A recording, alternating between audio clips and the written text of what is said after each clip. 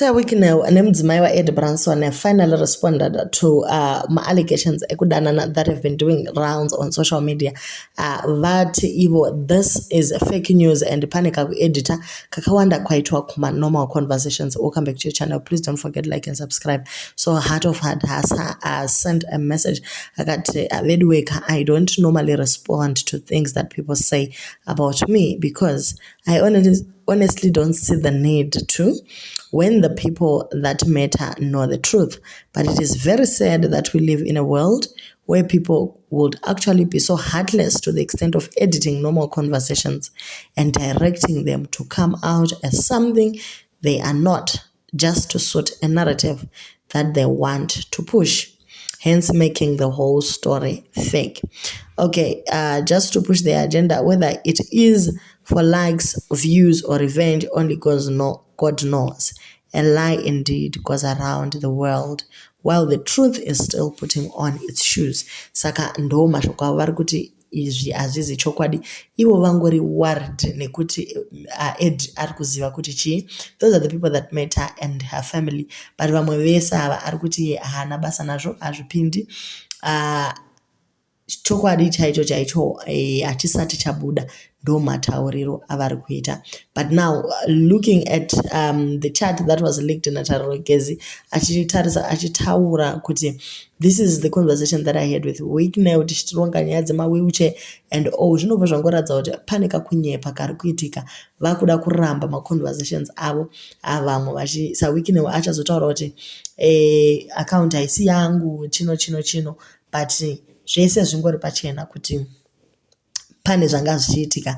Okay, so hanzi naShadaya Moza mataura naShadaya, ukangoona munhu akuexplaina ziva kuti uri kunyepa, hapana editing iritoripo apa, dei matonyarara zvenyu pane kutipa zvekutaura.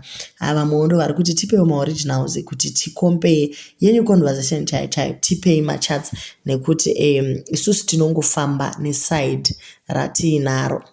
Okay, then Wiknel akabva auyawo neyake akati for the record, not everything requires a response, but this continued relentless attack on my personal standing, coordinated character assassination of high-profile people, and defamation of purely innocent women using my name can never be tolerated or ignored. Wiknel anenge ane dambudziko rekufarira kunyora ne-artificial intelligence because chirungu chake man chakanyanyisa. Paanoita ma-conversations or when he says something pama-social media ake, intelligence dzake hadzienderani nemamanyorero anozoita. Chirungu chacho chakanyanyisa kuwanda. Unoona kuti maybe ari kushandisa someone to write on his behalf or AI, then also editor achieda 1 or 2. Saka ndichangokuverengerai zvimwe zvaanyora pano, zvimwe zvacho chatosiya nekuti chirungu chacho man. I've been appalled that over the last few days, almost every social media platform has been awash with screenshots purportedly taken from my Instagram account. I disassociate myself from these fake screenshots and dismiss them in their entirety as nothing more than malicious fabrications being sponsored by criminals who realized that their attempt to extort me was dismally unsuccessful. I must say that all the alleged screenshots were generated through fake social media accounts purporting to be my official account. These pseudo pages include, but are not limited to, Say Wiknel fan page, Chivayo Wiknel, and Wiknel _Chivayo_, whose handlers impersonate me by reproducing and posting pictures from my official account with the intention to deceive the unsuspecting public.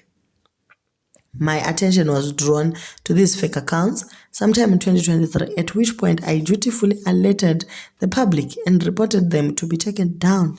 Regrettably, these accounts have not been closed, and I neither have access to, nor do I have legal authority to control the spiteful and deceptive content posted through such accounts, as has been witnessed over the past few days. I've decisively taken steps to engage the appropriate authorities and agents abroad to assist in a forensic investigation on the malcontents and cyber criminals behind these accounts and bring them to book. Our local data and cyber protection law also prohibits against such reprehensive conduct, particularly when it soils the image of young, innocent women and depicts them as being of questionable moral. I extend my deepest apologies to all those individuals, known and unknown to me, who have been adversely affected by these fake messages and regret the damage that this may have caused them, their partners, or their families. I particularly share my sincere remorse for Prophet Dr. Ed Branson, his family, and church for the anxiety which these provocative and defamatory yet untruthful messages may have caused. I know the man of God personally and accord him the highest level of respect as a successful businessman or exceptional repute, and whose church is unworthy of being unnecessarily drawn in such shallow controversies and choreographed scandals.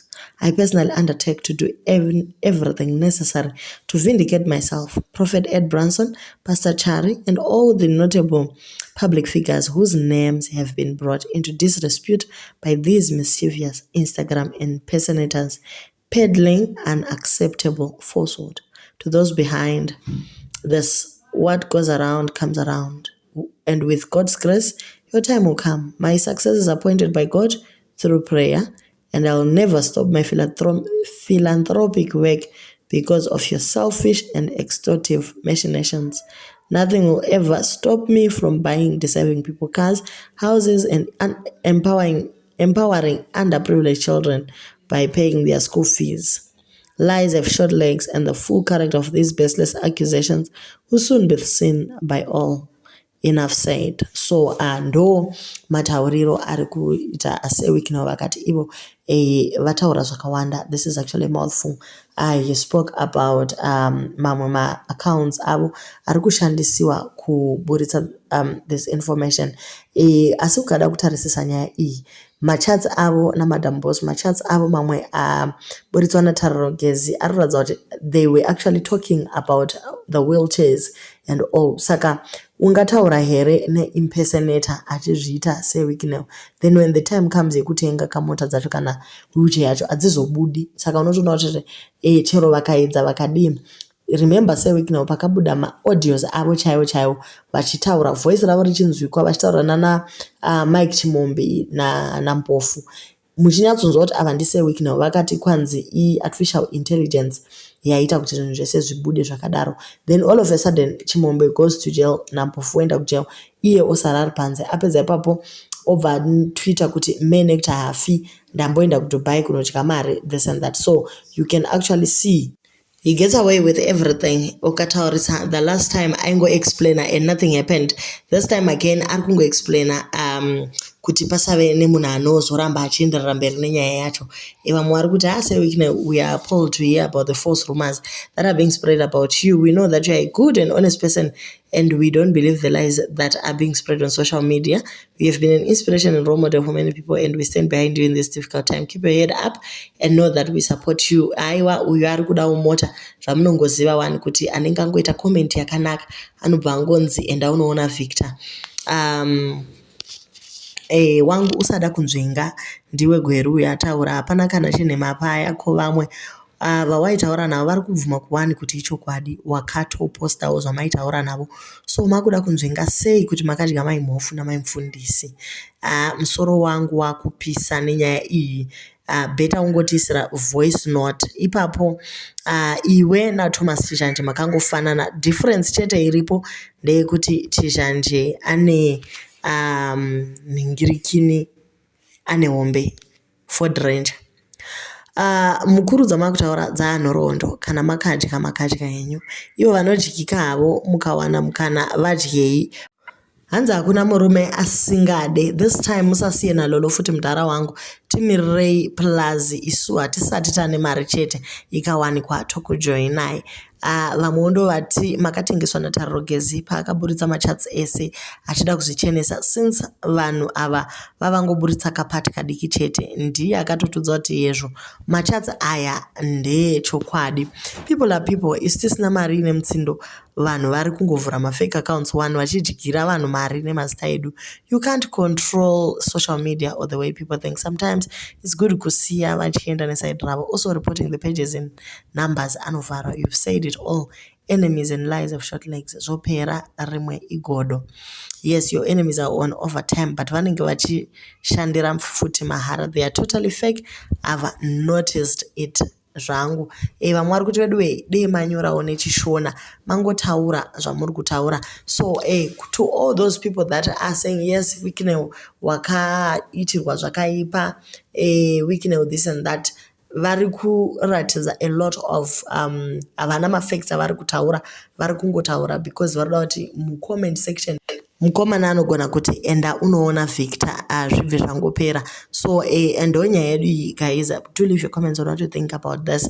Do you feel like ingori nyaya yecyberbullying iri kuitika kana kuti pane munhu ane hold of say Wikineu's account? Because Olinda ari kutaura akati vedu ndakakudzai kuti iyo nyaya yekunzi go down iyi yakatanga kare. Wikineu ndo hunhu hwake ari kutoedza by all means kutoita go down yacho, but Olinda akazviramba kumasure uku akati hapana zvakadaro zvichaitika.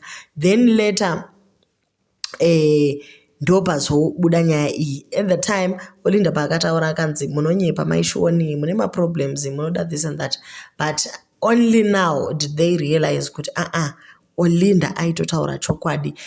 Pane paakanzi aenda kuDubai ana mistress vake vari mueconomy, iye ari ku first class, vachienda vese kuDubai vasingadi chete kuzikamwa kuti ndo zviri kuitika.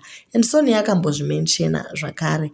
Now it is all coming to light kuti say Wikineu vanoda mabhebhi. Unoshaya kuti mabhebhi acho vanomashandisei kunze kwekuvapa mari nekutsvaga approval, yet deep down vachingozviexposa. If only vakangodzikama vakagara naSonia, urema hwese hwaibva hwavharika. But now Sonia akabva atoona kuti mari hazvisi zvese, mudzimai unodawo kufara. She left the throne for her peace. Akati bodo, izvi ndazvitadza. Haungati zvinhu zvacho hazvisi kunyatsokwana, zviri kunyatsoshota, then munhu wacho obva afamba achikuexposa kuti iwe wakagarira zvinhu zvisipo. Nyaya yacho chiregai ndizvigumire panapa. Do leave your comments on what you think.